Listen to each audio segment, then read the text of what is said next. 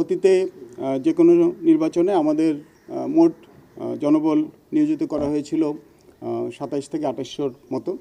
এই বছর আমরা রেকর্ড সংখ্যক নৌবাহিনী সদস্যদেরকে মোতায়েন করেছি 23টি উপজেলা এবং 3টে সিটি কর্পোরেশনে, ঢাকা, চট্টগ্রাম এবং খুলনা সিটি কর্পোরেশনে, এবং আমাদের মোট 5000 সদস্য মোতায়েন রয়েছে। এছাড়া আমাদের দ্বীপাঞ্চল এবং উপকূলীয় এলাকায় 7টি জাহাজ সার্বক্ষণিক মোতায়েন থাকবে। এর বাইরে আমাদের যেই রুটিন যেই দায়িত্ব, আমাদের নিত্য নৈমিত্তিক যেই টহল আমাদের দেশের পূর্ব সমুদ্র সীমানায় এবং পশ্চিম সমুদ্র সীমানায়, এটাও একই সাথে বলবৎ থাকবে। অতএব আপনি এই মর্মে আশ্বস্ত থাকতে পারেন যে নৌবাহিনীর প্রতিটি সদস্যই শুধুমাত্র নির্বাচন নয়, দেশের সার্বিক নিরাপত্তার জন্য আমাদের যেই নিয়মিত যে দায়িত্ব, একই সাথে আমরা সেই দায়িত্ব পালন করে যাচ্ছি।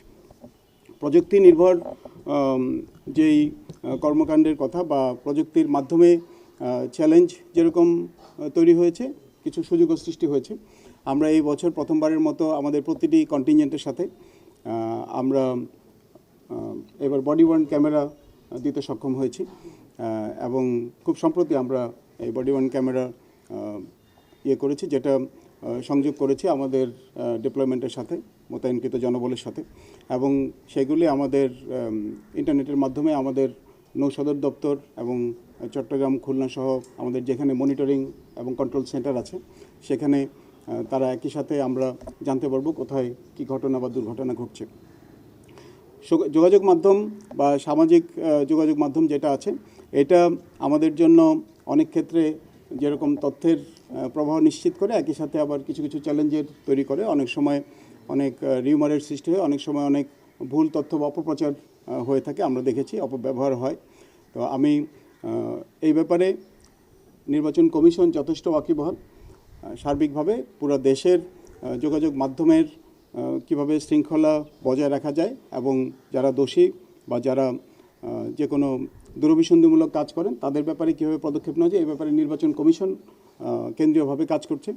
আর স্থানীয়ভাবে আমরা শুধুমাত্র আমাদের মোতায়েনকৃত যারা আছেন এবং আইনশৃঙ্খলা রক্ষাকারী বাহিনী যারা আছেন, প্রশাসনে যারা আছেন, তাদেরকে আমরা অনুরোধ করেছি এবং আমরা সবাই একমত হয়েছি যে আমরা কোনো প্রকার অপপ্রচারে বা কোনো প্রকারের ভুল তথ্যের মাধ্যমে আমরা বিভ্রান্ত হব না এবং আমরা মিসগাইডেড হব না।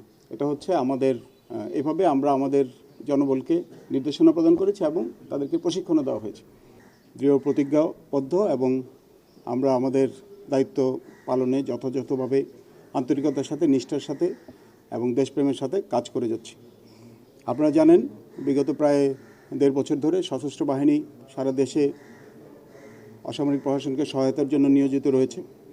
এটারই চূড়ান্ত পর্বে আমরা এখন জাতীয় নির্বাচন এবং গণভোটের জন্য প্রস্তুতি গ্রহণ করছি, এবং নির্বাচন কমিশনের সুপারভিশনে, তাদের তদারকিতে প্রশাসনের সকল স্তর এবং সশস্ত্র বাহিনী সহ আইনশৃঙ্খলা রক্ষাকারী বাহিনীর বিভিন্ন সংস্থা, সংগঠন, আমরা একত্রিতভাবে কাঁধে কাঁধ মিলিয়ে কাজ করছি।